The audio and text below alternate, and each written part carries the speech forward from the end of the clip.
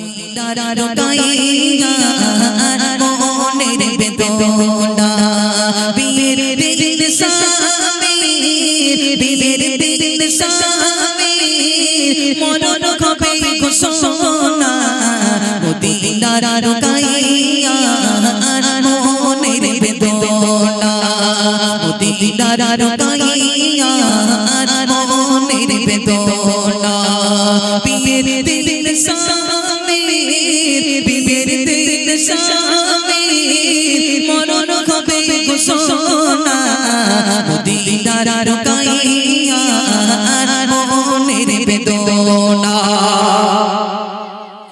নবী বলে ও গো বেলাল নবী বলে ও গো বেলাল করতে হবে তোমার বিয়ে শান্তি নামার আছে হায়া শান্তি নামার আছে হায়া দিতে আমাকে বিয়ে শুনে সবে দয়ার নবী শুনে সবে দয়ার নবী প্রস্তাব দিল সুদূর মদিনা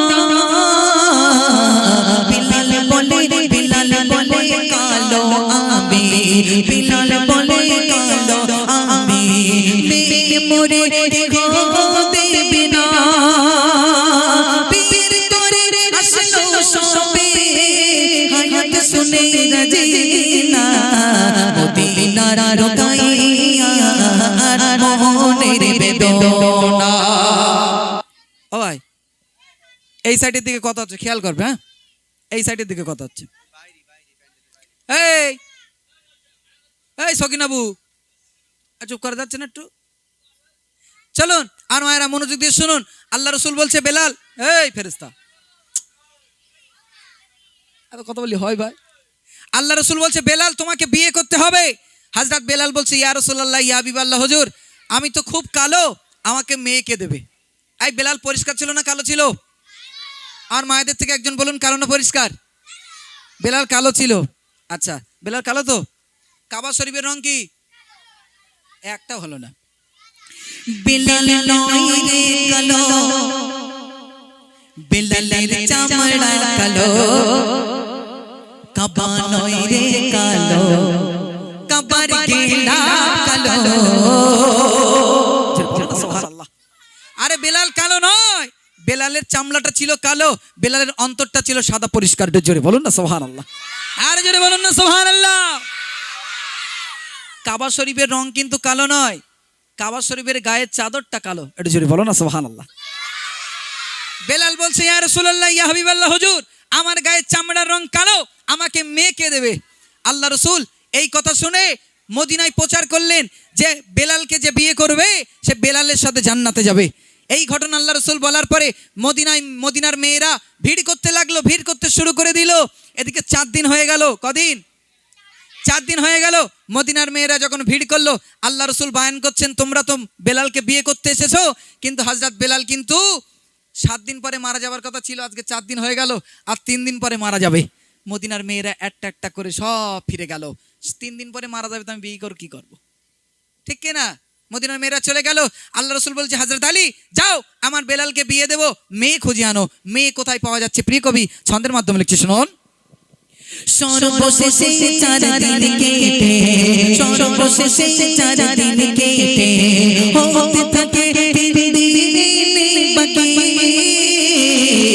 দয়ার নবী আদেশ দিলে দয়ার নবী আদেশ দিলে মেয়ে খোঁজো হযরতে আলী মেয়ে পেলো রাজি হলো মেয়ে পেলো রাজি হলো কিন্তু পিতা রাজি হলো না নবীর আশায় মেয়ের কথা করলো পিতা বিয়ের ঘোষণা আদেশ পেয়ে খুশি হয়ে আদেশ পেয়ে খুশি হয়ে বিবি হলো দেখো না মদিনার রুকাইয়া মনের বেদনা মদিনার রুকাইয়া মনের বেদনা বীর দিল সামি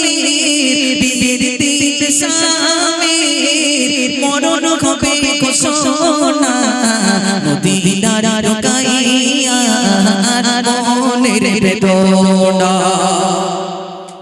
হযরত আলী খুঁজতে খুঁজতে 3 দিন পার হয়ে গেল। কদিন? 3 দিন পার হয়ে গেল। একটা মেয়ে পেলেন, মেয়েটার নাম উম্মে রুকায়া। চলে গেলেন তানার বাড়িতে। আল্লাহ রসুল পাঠিয়েছে তোমার মেয়ের সাথে হযরত বেলালের বিবাহ দেওয়ার জন্যে। এই কথা শুনে মেয়ের বাবা বলছে আমি তো খুব খুশি, যে বিয়ের মত আল্লাহ রসুল পাঠিয়েছে সেই বিয়েতে আমি রাজি। এবার শুনলেন হযরত আলী বলছেন আপনি তো মেয়েকে বিয়ে দেবেন, কিন্তু আজকে বিয়ে দিলে আজকেই কিন্তু হযরত বেলাল মারা যাবে। এই এত কথা বললে হয় কজি? আপনার মেয়েকে যদি আজকেই বিয়ে দেন হযরত আলী কিন্তু আজকেই মারা যাবে। আচ্ছা যদি এই হযরত বেলাল মারা যাবে, আচ্ছা মায়েরা একটু মনোযোগ দিয়ে শুনবেন, আজকে যদি কারোর স্বামী আজকে বিয়ে হয়, কারোর স্বামী যদি আজকেই মারা যায়, আমার কোনো বউ বিয়ে করবে বলে মনে হয়? বলে ঘরে খটি করে রাখবো, মেয়ে বেঁধে কি করবো? ঠিক না ভুল বলেছি? এমন করে উম্মে রুকায়া ঘরের ভিতরতে আওয়াজ দিলেন আব্বাজান, যে বিয়ের মত আমার রসুল পাঠিয়েছেন সেই বিয়েতে আমি উম্মে রুকায়া রাজি। একটু জোরে বলো না সুবহানাল্লাহ। উম্মে রুকায়া রাজি হয়ে গেলেন, আল্লাহ রসুল বিয়ে পড়িয়ে দিলেন। বাসর রাতে কি ঘটনা ঘটছে প্রিয় কবি ছন্দের মাধ্যমে লিখছে শুনুন। হঠাৎ করে দুইজন কাঁদে, বাসর রাতে দুইজন কাঁদে, বিদায় নেবার হয়েছে সময়। বেলাল বলে ও গো বিবি, বেলাল বলে ও গো বিবি, তোমার হাতে কিছু খেতে চাই। দেখলো বিবি ফাঁকা ঘর সবে, দেখলো বিবি ফাঁকা ঘর সবে, ছুটিল মা ফাতেমার ঘরে, কিছু আটা দিল ফাতেমা, রুটি দিল স্বামীকে করে, ষষ্ঠী রুটি দিল বিবি, ষষ্ঠী রুটি দিল বিবি, তিনটি রুটি খেলো না মদিনার রুকাইয়া মনের বেদনা। এখন জি ওখানে দুটো সাইডে এসো তো। ও ভাই ওদিকে কারা ভাই? একটুক্ষণ সরে যান ওদিক থেকে, এদিক সরে এসো। ওটো সব ওটো, পুরো গজল পুরো গুলিয়ে যাচ্ছে, এদিক সরে এসো। আপনারা অনুষ্ঠান কি জন্য দিয়েছেন আমি বুঝতে পারছি না। আপনারা যদি এত সাইডে এসে কথা বলেন, কোচি এদিক সরে এসো। এই কোচি এদিক সরে এসো। হ্যাঁ জায়গাটা হ্যাঁ এদিক সরে এসো। এই ভাই ওটো এই সাইড এসো, শিখে এসো। আসো না ভাই, শিখে এসো এই সাইড এসো। না তো এই সরে এসো। এই কোচি সরে এসো না, সরে এসো। গজলাটা বলতে দেয় না ভাই, কি করে বলবো?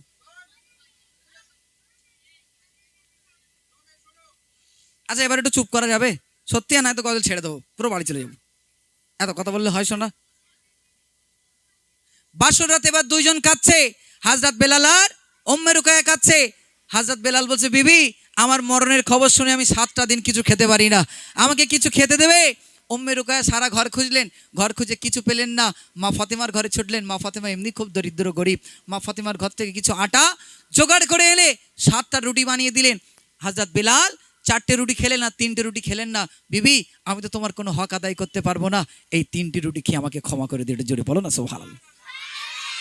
আচ্ছা আমাদের ঘরের মেয়েদের যদি আজকে বিয়ে হয় আর আজকে যদি বলে দেখো আমার মাটা বিরাট শরীর খারাপ, আমার মায়ের একটু যাও না তরকার কাটা জাল দিয়ে এসো, যাই বলে মনে হ্যাঁ বলে আমার বাবার বাড়িতে খাট গদি শোকেজ আলমারি R15 50,000 টাকা লেজন, আমি চুলোর ধরে যাবো। বলে না বলে, তবে এদিকার মেয়েরা বলে না খারাপ বলে মরবো, বাড়ি যেতে হবে না। চলুন এবার ঘরের দরজায় ঠক ঠক করে আওয়াজ শুরু হয়ে গেল। উম্মে রুকায়া হযরত বেলাল মনে করছে এই বুঝি আজরাইল চলে আসলেন, এই বুঝি মালাকাল মউত চলে আসলেন, আমার জানটা কবজ করে নিয়ে চলে যাবে। এবার ঘরের দরজায় কি আসছে আমার মায়েরা মনোযোগ দিয়ে শুনবেন। হঠাৎ করে ঘরের দ্বারে, হঠাৎ করে ঘরের দ্বারে এক ফকির এসে কিছু চায়,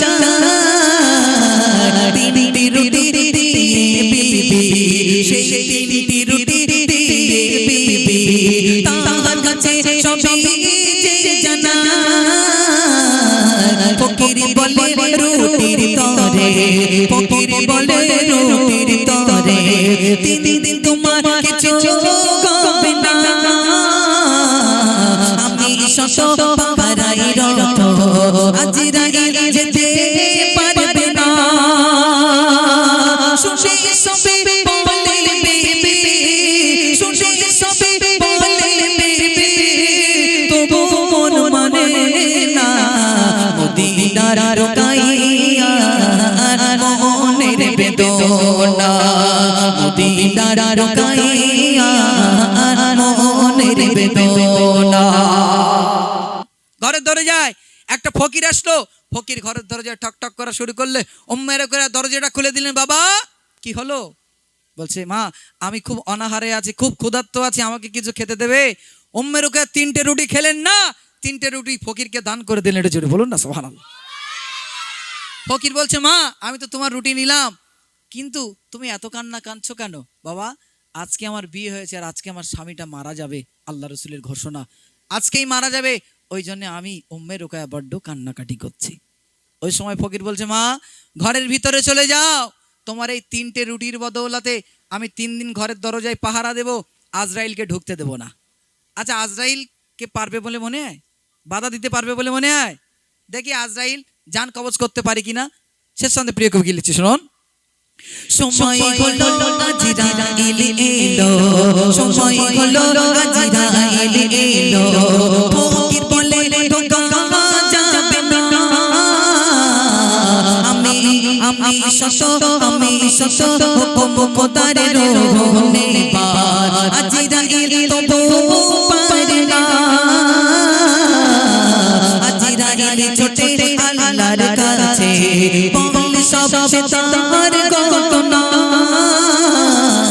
শুনে খোদা হয়ে পিতা 70 বছর হায়াত ঘোষণা। মননে বলে দানের তরে, মননে বলে দানের তরে, হায়াত দিল রব্বানা। মদিনার রোকাইয়া মোহনের বেদনা, মদিনার রোকাইয়া মোহনের বেদনা। বিয়ের দিন স্বামী, বিয়ের দিন স্বামী, মরণ হবে ঘোষণা। মদিনার রোকাইয়া মোহনের বেদনা। আজরাইল আসলেন, ফকির বলছে আমি তোমাকে ঢুকতে দেব না, এই ঘরের দরজায় 3 দিন পাহারা দেব। আজরাইল বলছে আল্লাহর হুকুম, আমি রুহ নিতে এসেছি যখন রুহ নিয়েই যাব। ফকির বলছে আজরাইল বেশি বাড়াবাড়ি করো না, 3 দিন কেন, আমি ফকির এই ঘরের দরজায় 7 দিন থাকবো, তোমাকে ঢুকতে দেব না। আজরাইল শোনে না, ফকিরও ছাড়ে না। ফকির একটা ধমক দিয়েছে, আজরাইল ছুটে আল্লাহর কাছে চলে গেছে। আজরাইলের মনে পড়ে গেল সে মুসা নবীর জামানায়, মুসা নবীর জান কবজ করার সময় সালাম দিয়ে ঢোকেনি, একটা চড় মেরেছিল। আজরাইলের সেই কথা মনে পড়ে গেল যে আজকেও চড় খাবো নাকি। আল্লাহর কাছে ছুটেন, আল্লাহ পাক আপনি কোথায় পাঠালেন গো আজকে? একটা ফকির আমাকে ধমক দেয়। আল্লাহ পাক বলছে, ফকির কি বললো? বলছে 7 দিন নাকি ঘরের দরজায় ঢুকতে দেবে না, ঘরের ভিতরে ঢুকতে দেবে না। যাও ফকিরকে বলে আসো 7 দিন নয়, তার স্ত্রী 3টে রুটির বদৌলতে, দানের বদৌলতে আমি আল্লাহ পাক 7 দিন নয় 3 দিন নয় 70 বছর হায়াত বাড়িয়ে দিলাম। জোরে বলো না সুবহানাল্লাহ। আমার কিছু মাথায় ঢুকছে? আল্লাহ পাক বলছে আজরাইল আর ওই ফকিরটা কেউ নয়, আমার নবীর আশিক, নবীর প্রেমিক ওয়াইস কুরুনি ছিল। জোরে বলুন না সুবহানাল্লাহ। ওমা যদি মনে হয় যে আমাদের স্বামী কটা একটু বেশি দিন বাঁচুক, একটু দান করবেন। আর যদি মনে করেন না তাড়াতাড়ি খাই হোক উঠো, তাহলে দান করার দরকার নেই। ঠিক না বলবো আলিজি? যদি মানে একটু বেশি দিন বাঁচুক, একটু দান করবেন, এরকম মাহফিলগুলোতে দান করবেন, অনেক কিছু পাবেন ইনশাল্লাহ। কজি তকবীর দাও না, আরই তাকবীর, আরো জোরে দাও না, আরই তাকবীর।